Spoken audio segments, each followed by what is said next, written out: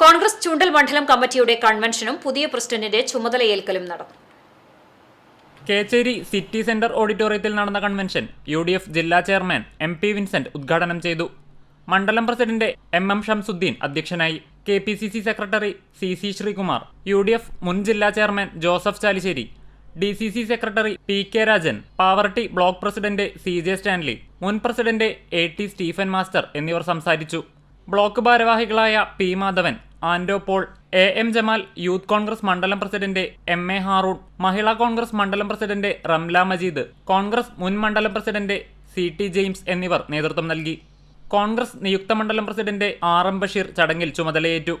Party നേതാക്കളും ജനപ്രതിനിധികളും പ്രവർത്തകരും പ്രസിഡന്റായി ചുമതലയേറ്റ RM ബഷീറിനെ ഷാൾ അണിയിച്ച് സ്വീകരിച്ചു. ലോക്സഭാ തെരഞ്ഞെടുപ്പിന് മുന്നോടിയായി പാർട്ടിയെ സജ്ജമാക്കുന്നതിന്റെ ഭാഗമായാണ് കൺവെൻഷൻ സംഘടിപ്പിച്ചത്. CCTV news Kecheri.